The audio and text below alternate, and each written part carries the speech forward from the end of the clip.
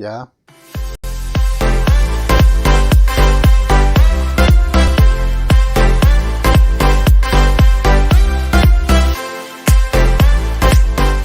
Bienvenidos un día más a los estudios que estamos haciendo en el libro de Hechos. Estudiamos versículo por versículo, capítulo por capítulo y libro por libro.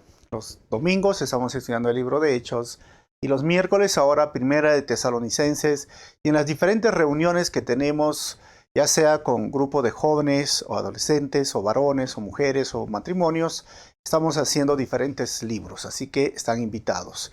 Hoy continuamos con el capítulo 15 del libro de Hechos. Hechos fue escrito por Lucas. Lucas era un griego, y en medio de la persecución, o la primera persecución severa, que es entre el año 63 y 70, con este emperador romano llamado Nerón, que incendió Roma y echó la culpa a los cristianos que habían incendiado esta ciudad. Una ciudad de más de 1 millón de habitantes, donde había muchos esclavos, pero ahí empezó esta iglesia en Roma, compuesta por judíos y gentiles, y luego los judíos fueron llevados o sacados de esta ciudad por órdenes del emperador Claudio por 5 años.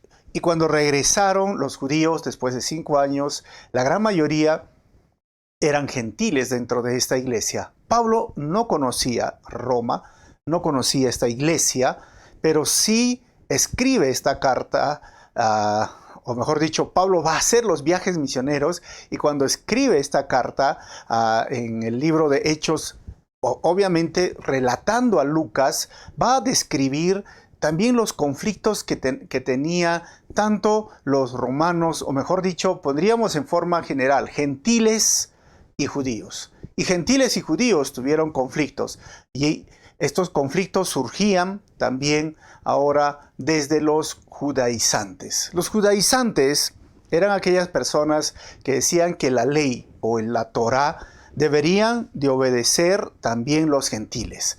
O sea, si ustedes miran estos rollos que yo les estoy mostrando, van a ver que esto se llama el Torá, la ley de Dios. Y entonces ellos, hoy día, los judaizantes modernos tienen la escritura de restauración del nombre verdadero, que vendrían a ser los de raíces hebreas. Los judaizantes también antiguamente decían que deberían de circuncidarse cada varón al 8º día, según la ley con Abraham. Y estos nuevos judaizantes también dicen que hoy los latinos deben de circuncidarse. También decían que debían de guardar el día sábado, el del día de descanso o el día de reposo. Y deberían de tener una dieta kosher, o la dieta judía, que consistía en vegetales y nada de carne, especialmente el chancho, ¿no?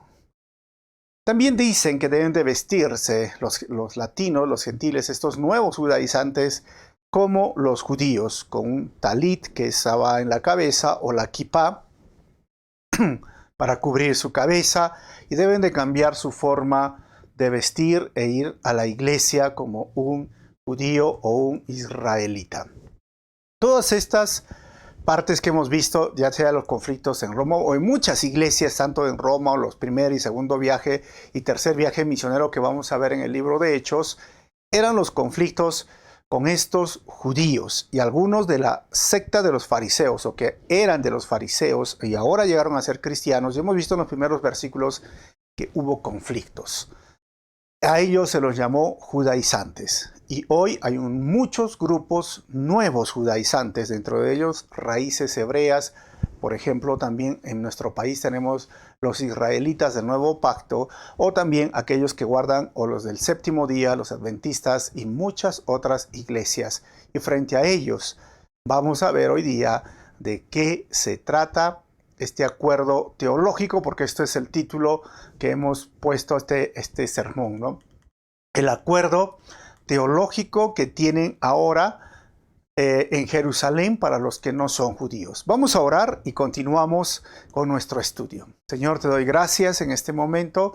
Gracias por tu palabra, y gracias porque nos permite, Señor, en este momento escuchar y escudriñar versículo por versículo. Usa mi vida para compartir de tu palabra, y bendice, Señor, a cada persona que está escuchando esta enseñanza. Te pido esto en tu nombre, Jesús. Amén. Muy bien, ya hemos visto un poco el contexto en el cual nos encontramos y a manera de introducción de lo que se conoce como el Concilio de Jerusalén, esto es la unión ahora de los dos centros del cristianismo, tanto Jerusalén y Antioquía, porque de Antioquía de Siria mandan a Pablo y Bernabé y ahora se van a unir estas dos iglesias. También en Hechos, desde el capítulo 8 hasta el capítulo 11, las conversaciones de quienes no eran judíos las conversiones de los que no eran judíos parece que eran permitidas, pero siempre con excepciones. Tercero, recuerden que estos gentiles no eran totalmente paganos, sino eran practicantes de la religión judía o se interesaban por la religión judía porque Pablo siempre predicaba en las sinagogas. Y cuarto, la relación de este capítulo podría ser el trasfondo de Gálatas capítulo 2. Así que este es el tema del Concilio de Jerusalén que vamos a ver desde el 6 al 29 y luego vamos a ver del 30 al 35. Pablo y Bernabé regresan a Antioquía. Y a medida que van saliendo las diapositivas, van a salir los títulos de las divisiones de cada párrafo. Así que del versículo 6 al 11, Pedro cuenta la obra de Dios a los gentiles en el concilio de Jerusalén. Ya que Pablo de Antioquía viene a Jerusalén, dice el versículo 6, así que los apóstoles y los ancianos se reunieron para resolver este asunto. 7. Ya sabemos el asunto de los judaizantes, ¿no? 7. En la reunión, después de una larga discusión, Pedro se puso de pie y se dirigió a ellos de la siguiente manera. Hermanos, todos ustedes saben que hace tiempo Dios me eligió de entre ustedes para que predicara a los gentiles a fin de que pudieran oír la buena noticia y creer. Así que Pablo nos habla siempre de la buena noticia hacia los gentiles. Y la buena noticia tiene que ver con la misión de Dios. O sea, la misión de Dios es que los gentiles o todas las naciones o todas las etnias que hablan un idioma en particular, que visten de una forma en particular, que hacen sus cosas de una forma particular y que tienen costumbres que no están escritas, pero están dentro de la cultura, esas etnias, todas las naciones, las etnias, o mejor dicho, todos los gentiles van a ser bendecidos por medio del Evangelio y todos van a ser aceptados, todos somos un pueblo y la meta de la misión de Dios es alcanzarlos a ellos, pero no solamente esto, la meta es que todos los pueblos, etnias, lo adoren. Y eso hemos visto claramente en el transcurso de tanto de Marcos y del libro de Hechos, que la misión de Dios se ve en el libro de Apocalipsis cuando Juan dice, vi gente de toda nación, de todo pueblo, de todo lugar o de toda etnia, con diferentes idiomas. Hoy debemos de entender que esa es la meta, pero la triste noticia es que no todas las etnias o los pueblos conocen acerca de Jesús. Pero está comenzando en el libro de Hechos. Y el cumplimiento de la misión de Dios en el libro de Hechos está yendo en etapas. Pedro dice, Dios me eligió. Pero luego vemos a los samaritanos, cómo llegó con Felipe en el capítulo 8. Hemos visto al eunuco de Etiopía, que es del norte de África, con Felipe en el capítulo 8. Y hemos visto cómo Dios obra en la vida de Cornelio en el capítulo 10 y 11 con el ministerio de Pedro. Por eso Pedro se levanta y dice, Dios me escogió a mí para explicarle la buena noticia y tienen que creer. O sea, la buena noticia de la salvación del lago de fuego eterno debe de ser explicada para que muchos puedan creer. Pablo más adelante en Romanos van a decir, ¿cómo creerán si no hay nadie que les predique? ¿Y cómo predicarán si no hay nadie que los envíe? Por eso la iglesia es parte de la misión de Dios. No es la misión exclusiva de una iglesia de Calvary Chapel o una iglesia bautista o alianza o X iglesia. Es de Dios. Jesús vino a cumplir la misión de Dios y esa misión la delegó a la iglesia. Por eso dice Hechos 1:8, van a recibir el Espíritu Santo y van a ser testigos. O sea, van a cumplir mi misión en Jerusalén, en Judea, en Samaria y hasta lo último de la tierra. Porque muchos piensan que la meta del cristianismo o la meta de ser cristiano es ir a la iglesia. No, la meta es que cumplamos la misión de Dios. Y la misión de Dios también tiene una meta en particular, donde se incluye el enviar a personas, misioneros, que vayan y prediquen, y la predicación es parte de la misión de Dios, por eso yo tengo que predicar la buena noticia, pero también hacer discípulos, porque eso dice en Mateo 28:19, vayan por todo el mundo, hagan discípulos y enséñenles que guarden estas cosas, pero también es plantar iglesias, que esas iglesias sean misioneras y que puedan seguir cumpliendo la misión de Dios. ¿Para qué? Para que dentro de la iglesia tengan espacios de adoración, pero no podrán adorar a Dios si no han sido discipulados, si no podrán ser discipulados si no han sido predicados, si no podrán haber predicación si no han sido enviados. O sea, entiendan que es un paquete completo la misión de Dios, pero su meta es que todos los pueblos la adoren. Así que Pedro dice, yo fui a los gentiles, prediqué la buena noticia para que crean, y como les dije, la buena noticia de salvación del lago de fuego eterno debe de ser explicada para que muchos puedan creer hoy, y estamos en nuestra labor. Versículo 8 dice, Dios conoce el corazón humano, dice Pedro, y él confirmó que acepta a los gentiles a darles el Espíritu Santo, tal como lo hizo con nosotros. Pedro dice claramente que Dios confirmó. Cuando estaban en la casa de Cornelio, el Espíritu Santo vino y empezaron a hablar en lenguas. Sí, vino, era como el Pentecostés para los gentiles, que sucedió en el capítulo 2 para los judíos, tal como lo hizo con nosotros. Pero cuando dice que Dios conoce el corazón, él sabía que cada ser humano tiene que verse reflejado ante la ley de Dios y su corazón va a ser descubierto. Pero hay personas que usan esto como justificación, y yo pienso que una de las peores noticias para el ser humano es que Dios conoce tu corazón. Honestamente, ¿qué hay en tu corazón? Miren, el corazón está lleno de engaño. Engañoso es el corazón, dice la palabra. ¿Quién lo conocerá? No puedes confiar en tu corazón. Es interesante que muchas personas hoy en día, sobre todo los jóvenes y que han sido criados a veces, digo criados porque a veces Disney, ¿no? Eso lo poníamos en la televisión. Y Disney tiene una frase muy interesante, ¿no? Sigue tu corazón. ¿Qué es lo que tu corazón te dicta? Ay, mi corazón me dicta esto, pero el corazón es engañoso. El ser humano y el cristiano no puede guiarse por su corazón. Y a veces cuando hay un asunto, diríamos, polémico entre la familia y aún entre los cristianos, muchas personas se justifican y dicen, pero es que Dios conoce mi corazón y Dios sabe que no es. Y yo digo, pero la peor noticia es que Dios conozca tu corazón, porque dentro del corazón surgen los robos, los adulterios, los homicidios, los chismes, las murmuraciones. El corazón del hombre está podrido, está lleno de pecado.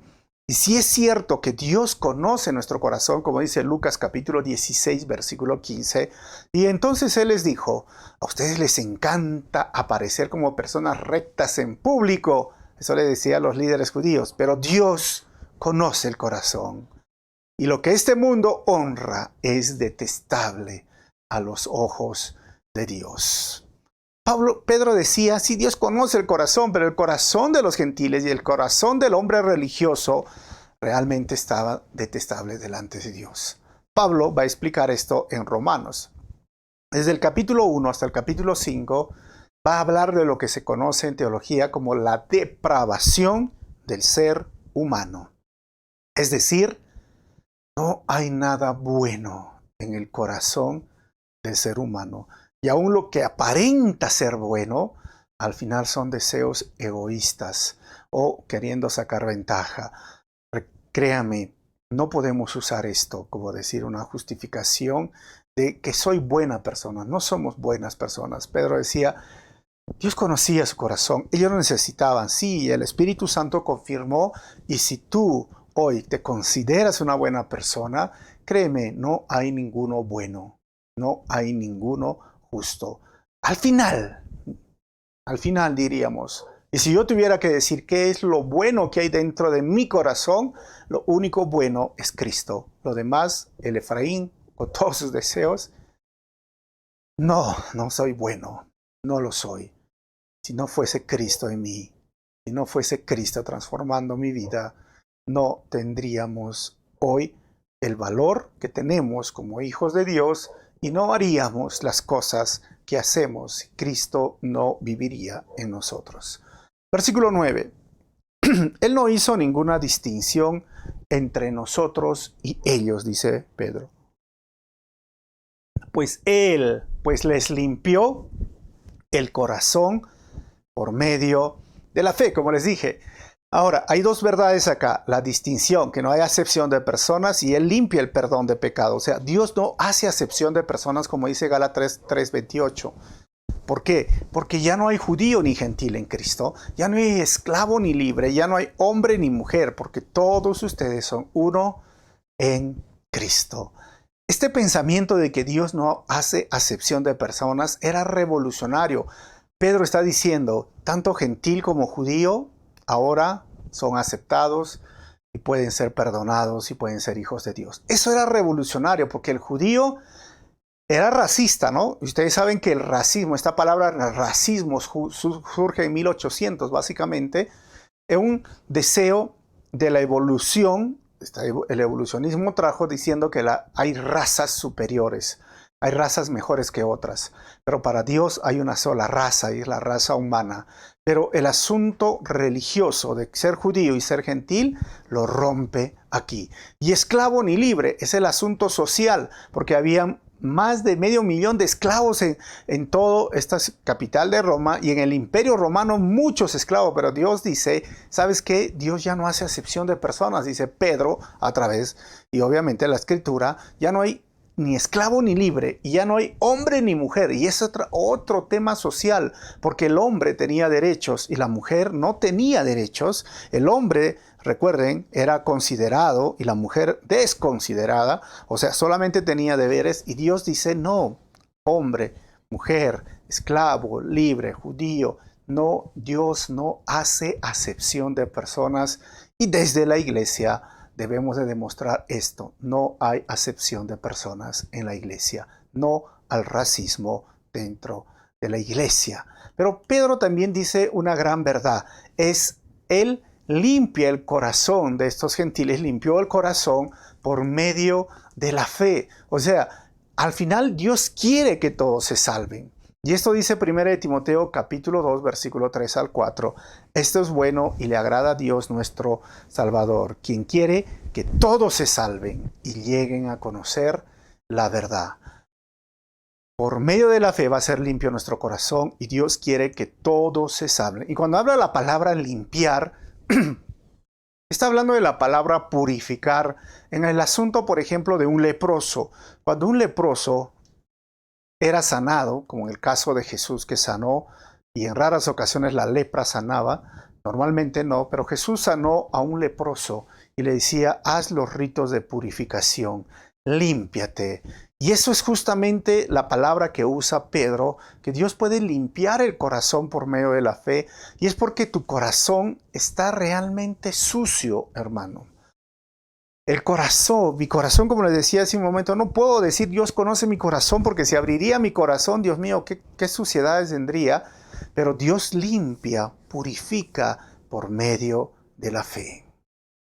El corazón sucio por el pecado puede ser limpio, pero no por rituales del Antiguo Testamento, sino solo por la fe. Y eso es el milagro del nuevo nacimiento. Hermanos, tú y yo podemos ser limpios de corazón solo por la fe. No por obras, no por actos rituales, no por guardar el sábado, no por dejar de comer chancho, cerdo o puerco o porcino. No podemos ser limpios por vestirnos de una forma diferente como judíos. Somos limpios solo por medio de la fe. Él purifica nuestros corazones. Y ojo, no puedes dejarte guiar por tu corazón porque tu corazón es engañoso, pero solo debemos guiarnos por la palabra de Dios y por el Espíritu Santo que habla a nuestro interior. Versículo 10. Y entonces dice, ¿por qué ahora desafían a Dios al poner carga sobre los creyentes gentiles con un yugo que ni nosotros ni nuestros antepasados pudimos llevar?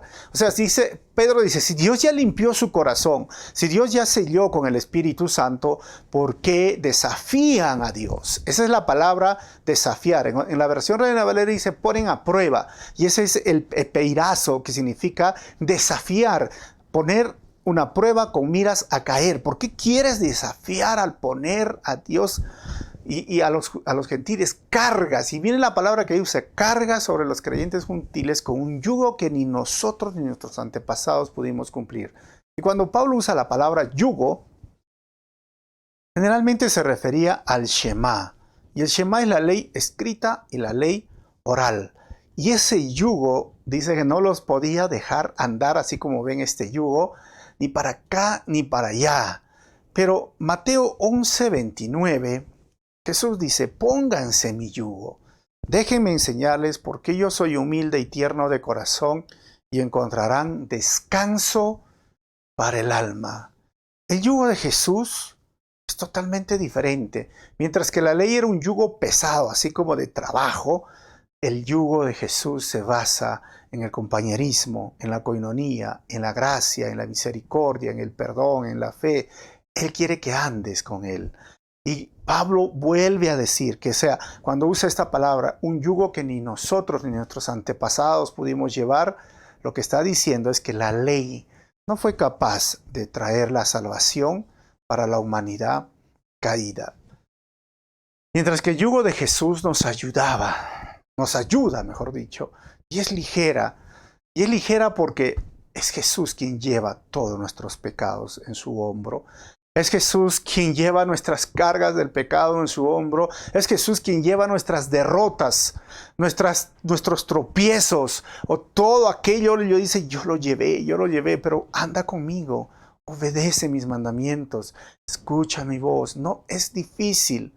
Mientras que la ley era un yugo pesado de tantas cosas y la ley fracasó, dice Pedro, en este punto. La ley no fue capaz de traer salvación para la humanidad. Y algunos dirán, ¿me estás diciendo que la ley no salva? Miren, Romanos capítulo 8, versículo 29 dice, pues Dios conoció a los suyos de antemano y los eligió para que llegaran a ser como su Hijo, a fin de que fuera el hijo mayor entre muchos hermanos. Dios nos eligió para que nosotros seamos sus hijos y la ley no pudo hacer esto en nosotros. Solamente es la gracia y la misericordia. Versículo 11, miren, vamos a seguir viendo y les voy a responder un poco más. Nosotros, dice Pedro, creemos que no todos somos salvos de la misma manera.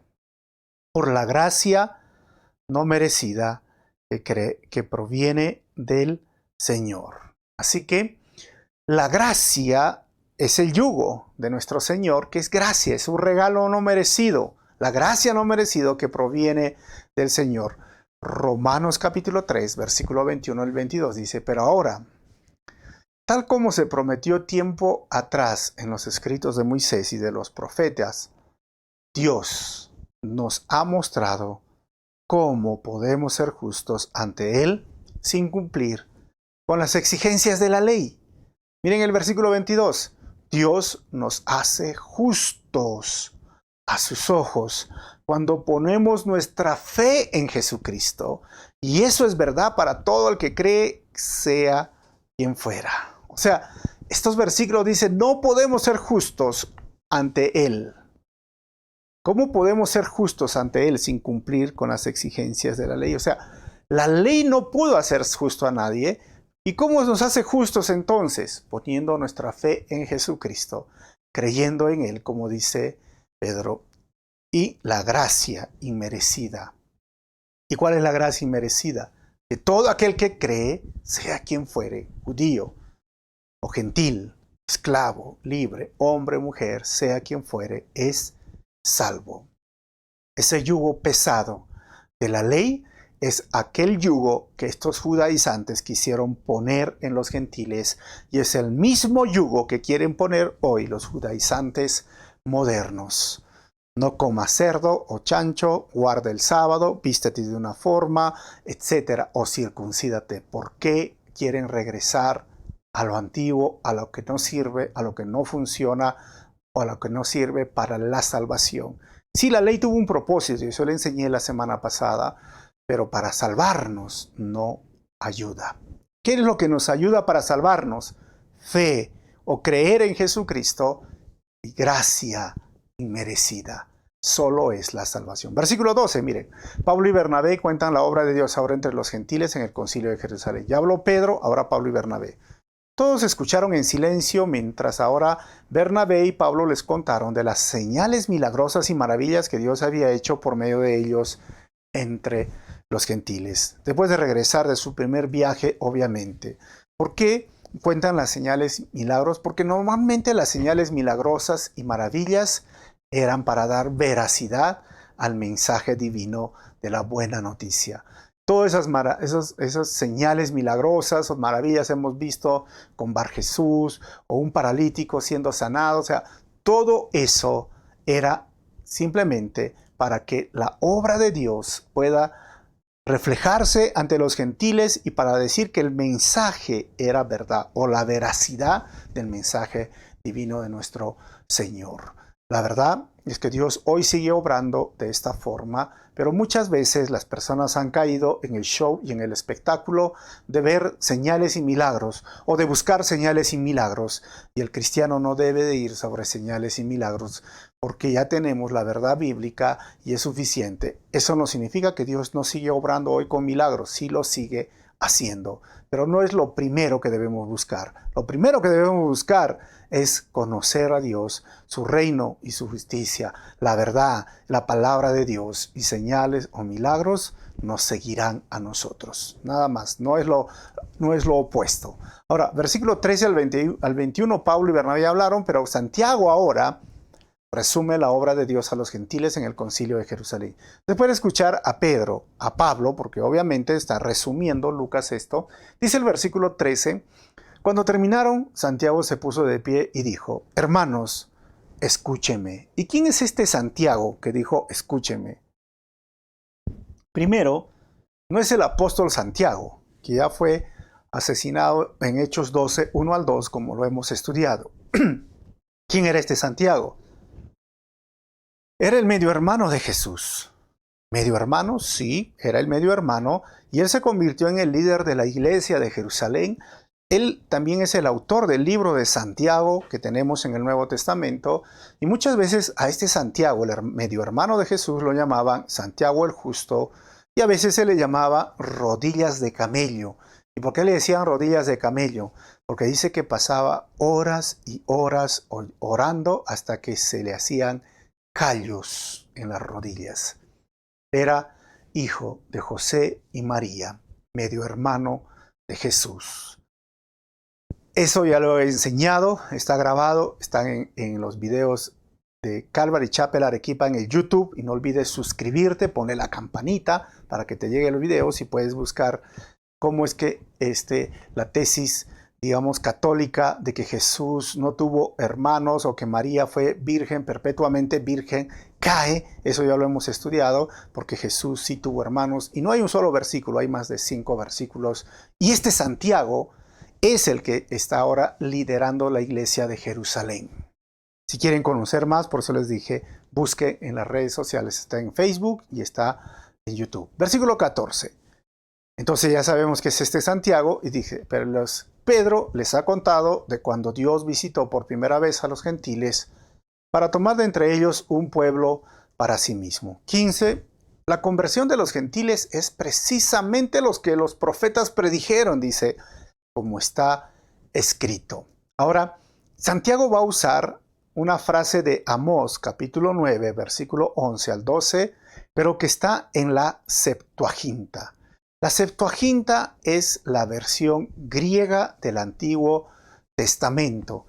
250 años antes de Cristo, justamente cuando está el imperio griego con Alexander el Magno, Alejandro el Magno o el Grande, la versión griega, obviamente respaldado por judíos, 70 judíos ancianos que trataron de interpretar del hebreo y el arameo al griego, esta Septuaginta tiene un pequeño cambio en estos versículos que, si tú lo estudias, solamente lo menciono, para que sea más claro. Santiago va a usar con intención la Septuaginta, mientras que a la otra se le llamaba el texto masorético. La Septuaginta también, que es una Biblia obviamente respaldada por los judíos, lo va a usar. ¿Y qué dice? Versículo 16. Después yo volveré y restauraré la casa caída de David. Reconstruiré sus ruinas y la restauraré. 17. Para que el resto de la humanidad busque al Señor, incluidos los gentiles. Y eso es el asunto de la Septuaginta, porque el texto masorético no dice esto. Incluidos los gentiles, todos los que he llamado a ser míos, el Señor ha hablado. Así que Santiago usa esta versión y dice, pero si los profetas lo dijeron, ¿y a qué profeta lo está usando? A este profeta, para simplemente ya llegar a conclusión. Pedro, ya expusiste que cómo fue tu obra con Cornelio, ya hemos visto cómo fue la obra de Felipe, eso no estaba mencionado, pero yo lo mencioné, pero ya Pablo nos ha contado cómo fue su primer viaje misionero, cómo Pablo y Bernabé y cómo los gentiles llegaron a conocer a Jesucristo como Señor y Salvador, pero también su tesis de Santiago es, los profetas lo dijeron. Los profetas hablaron de este tiempo, donde el cual iban a incluir a los gentiles. La humanidad iba a buscar y todos iban a ser llamados míos, dice, y el Señor ha hablado. ¿Y de qué está hablando? Eso era el antiguo pacto, ahora el nuevo pacto. El nuevo pacto siempre es mejor que el antiguo. Porque el nuevo pacto es radicalmente distinto de varias formas. Primero, porque el nuevo pacto está basado en la gracia, no en las obras. La gracia significa que no hay mérito en el ser humano. Número 2, el nuevo pacto se enfoca en el Mesías y el antiguo pacto se estaba enfocando en el templo, porque ahora en el nuevo pacto Jesús es el nuevo templo. Tercero, el nuevo pacto tiene alcance global, todos los gentiles. El antiguo pacto se enfocaba en los judíos. O sea, estos cambios eran devastadores para el partido de creyentes de la circuncisión o los judaizantes. Y Santiago lo está diciendo, ya los profetas lo dijeron. Ahora, el versículo 18.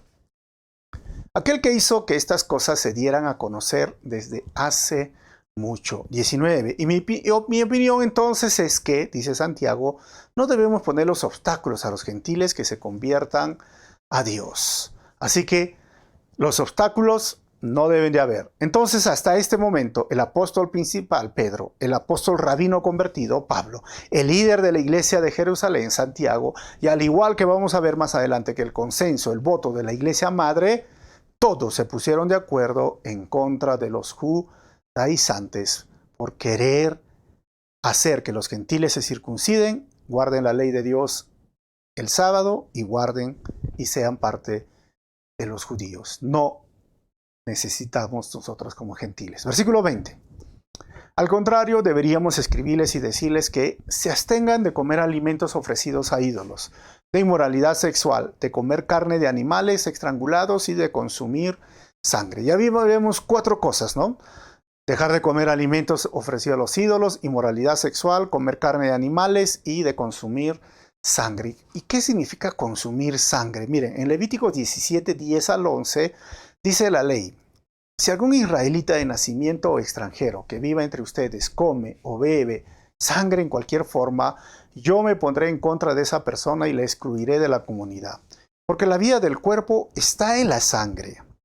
Les he dado la sangre sobre el altar con el fin de purificarlos, para hacerlos justos ante el Señor. Es la sangre dada a cambio de una vida la que hace posible la purificación. O sea, esto es lo que ellos realmente estaban viendo.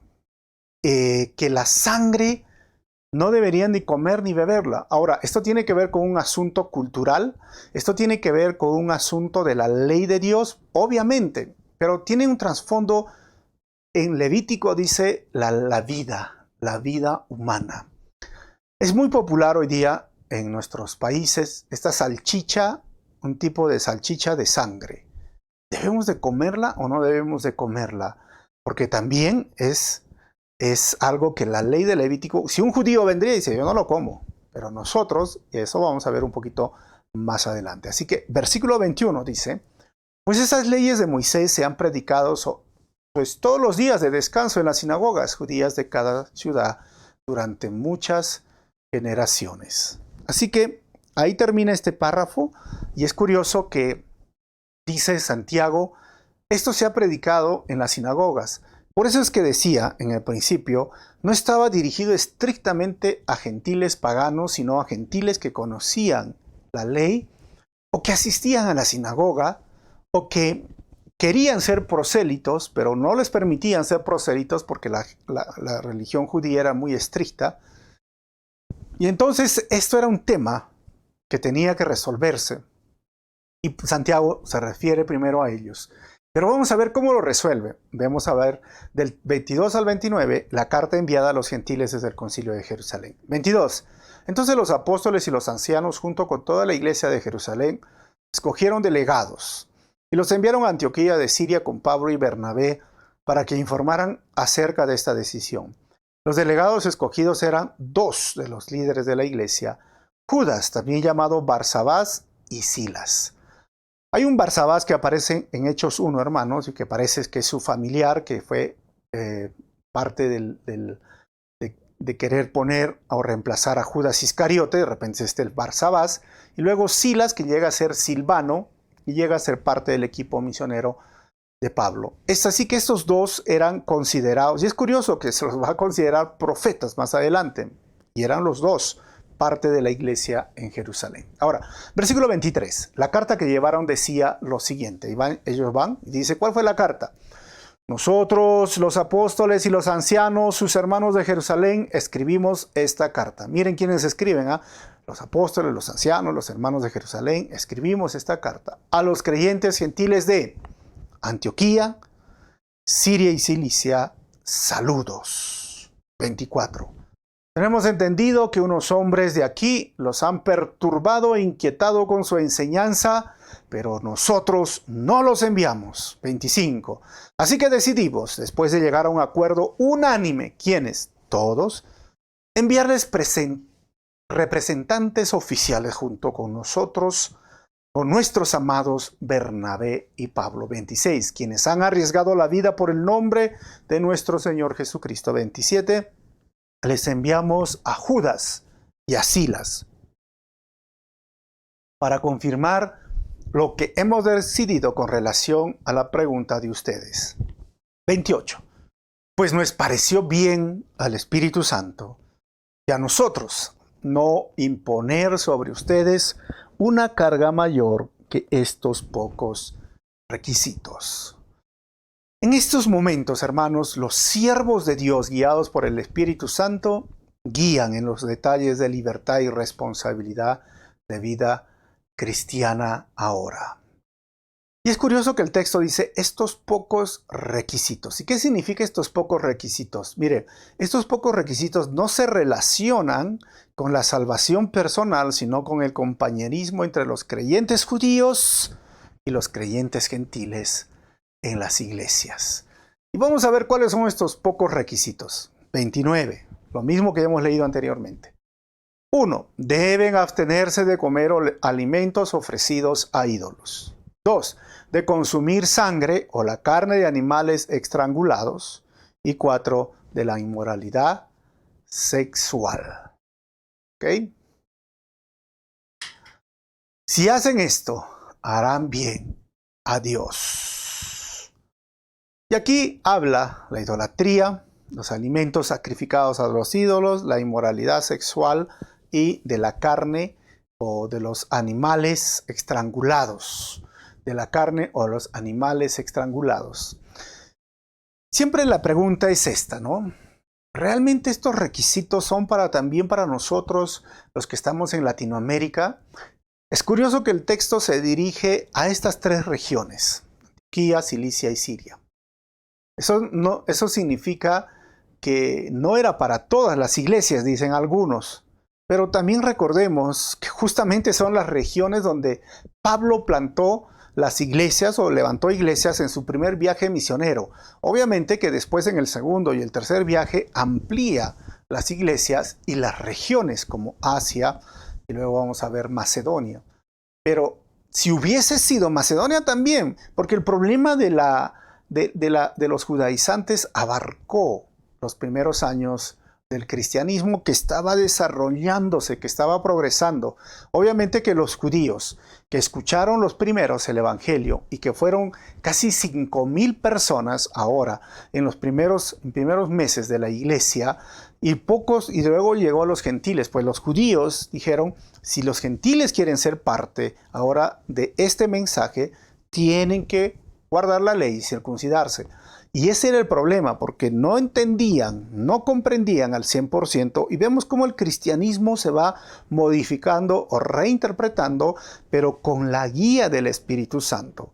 Pero ¿qué significa para nosotros el comer carne sacrificada a los ídolos? Nosotros en Latinoamérica no comemos carne sacrificada a los ídolos, aunque hay algunas tradiciones, sí, muy pocas en pequeños pueblos, pero tampoco estamos viviendo ese tiempo. Pero sí hay puntos que son relevantes para nosotros. ¿Y qué es lo que es relevante para nosotros? Por ejemplo, el tema de la inmoralidad sexual. En otras versiones dice la fornicación, pero la palabra inmoralidad o fornicación siempre usa la palabra en el griego porneia, y esa palabra porneia viene de esa palabra porneia viene la palabra pornografía.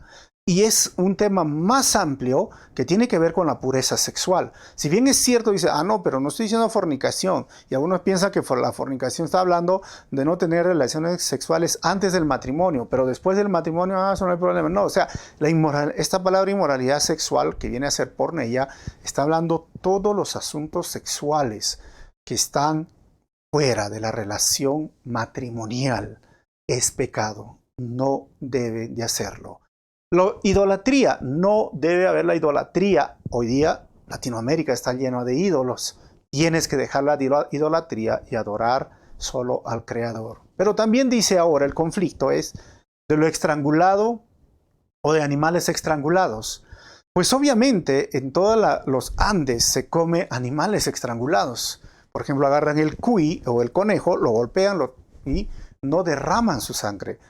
En el libro de Levítico y aún en el libro de Génesis o cuando regresan el Éxodo, todos hablan de que deberían de derramar la sangre del animal y luego recién comerlo.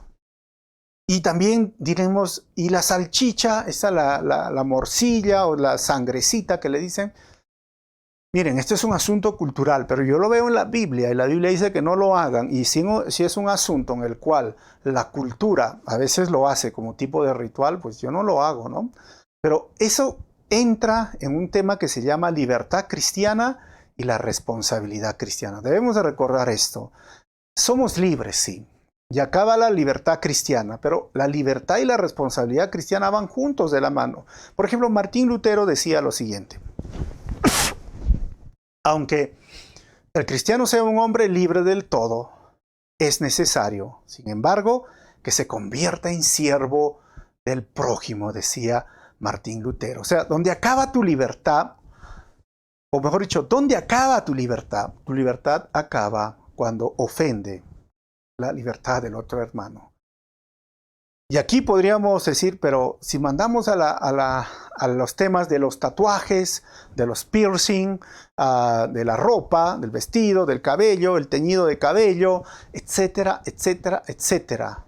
Hay libertad, por supuesto que hay libertad, pero también hay responsabilidad. Y esa es la paradoja, ¿no? Soy libre, sí, pero también soy esclavo. Soy siervo de mi prójimo.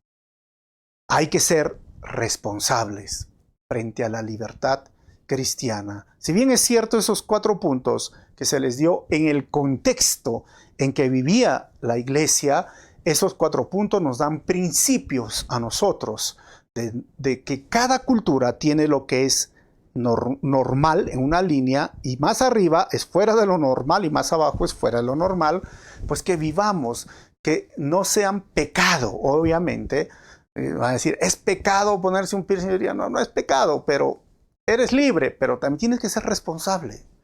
Hay que ser responsables y hay que manejar esto con mucho balance y con mucho amor al prójimo. Como decía Martín Lutero, ¿no? Sí soy libre, pero también soy esclavo de mi prójimo, soy siervo de mi prójimo. Y recuerda que tu libertad termina cuando está ofendiendo la libertad o simplemente la conciencia de algún hermano. Que Dios nos ayude. Hay un gran tema sobre esto de hoy día, de los principios. Oye, podemos tomar cerveza, oye, podemos fumar, podemos tomar vino, oye, podemos, no sé, ¿no? Vestirnos de ropa negra o vestirnos de esta forma y bla, bla, bla, bla, bla, bla. Hermanos, hay cosas que manejemos frente a que dice estos principios, como lo dice, ¿no? ¿Cómo podemos hacerlo? Pero eso tiene que ver con la salvación, no tiene nada que ver con la salvación, pero simplemente tiene que ver como que tú eres hijo de Dios y sobre todo tienes que andar amando a los hermanos y siendo responsable en la forma que vives, te vistes, hablas, te muestras, haces. Tu libertad termina cuando ofende conciencia de muchos hermanos. Bueno. La parte C de este capítulo, Pablo y Bernabé regresan a Antioquía. Eso es un tema grande, simplemente quiero dar principios. Pablo y Bernabé llevan la carta de Antioquía y se alegra. Dice el versículo 30, los mensajeros salieron de inmediato para Antioquía, donde convocaron a una reunión general de los creyentes y entregaron la carta. 31, y hubo mucha alegría en toda la iglesia ese día cuando leyeron este mensaje alentador. 32 al 35, los siervos de Dios continúan predicando en Antioquía. 32, entonces Judas y Silas, ambos profetas, hablaron largo y tendido con los creyentes para animarlos y fortalecerlos en su fe. Se quedaron allí un tiempo y luego los creyentes les enviaron de regreso a la iglesia de Jerusalén con bendición de paz. 34, mas a Silas les pareció bien el quedarse allí. 35, Pablo y Bernabé se quedaron en Antioquía. Ellos y muchos otros enseñaban y predicaban la palabra del Señor en esa ciudad. Así que la carta llegó y se alegraron. Conclusiones finales. Primero, decir que Dios conoce tu corazón no debe de ser motivo de justificación de tus acciones, sino recordar que Dios sí lo conoce en verdad y no hay nada bueno dentro de tu corazón. Número 2, la salvación es por fe y gracia inmerecida. Número 3, en Cristo tenemos libertad, pero no libertinaje, y siempre debemos de usar la libertad con responsabilidad. Hermanos, no te olvides de esto, libertad con responsabilidad. Eso no significa que yo voy a vivir a expensas de otros y atemorizado, no, sé responsable. Soy libre, honestamente me gusta vivir en la gracia, no quiero caer en esa prisión de legalismo, pero soy libre y responsable a la vez. Si tú tienes conflictos con esto, vamos a orar y vamos a darle gracias al Señor. No queremos ser legalistas, pero tampoco ser libertinos. Debemos vivir en un buen balance. Señor, te doy gracias en este momento. Gracias por este tiempo que nos permites escudriñar tu palabra y entender que solo necesitamos la fe, la gracia para salvarnos y el arrepentimiento que nos acerca a ti. Pero también, Señor, quiero que en este momento cada persona que esté escuchando y que tenga conflictos con su libertad, porque hoy vivimos un mundo a veces donde más se está buscando sus derechos que en lugar de sus deberes, donde están pensando en ellos mismos en lugar de pensar en los otros. Yo te pido que ayudes a reflexionar a los jóvenes que están escuchando, a las personas, que sí tenemos libertad, es verdad, pero también tenemos responsabilidad. También tenemos que pensar en los otros. Que tu gracia, Señor, nos ayude y podamos vivir sí la libertad y no sentirnos pegados al legalismo y vivir, Señor, realmente cumpliendo nuestros deberes como cristianos. Ayúdanos y danos sabiduría en estos temas que son polémicos, Señor, en cada, a veces, iglesia o pueblo o sociedad. Que tú seas glorificado y siempre podamos pensar, Señor, ¿qué harías tú? ¿Cómo resolverías tú este asunto? Gracias por todo. En tu nombre, Jesús, oramos así. Amén. Dios te bendiga y nos vemos en el próximo estudio. Si deseas ser parte de lo que Dios está haciendo con tus finanzas en esta iglesia, ahí lo vas a ver cómo. Nos vemos.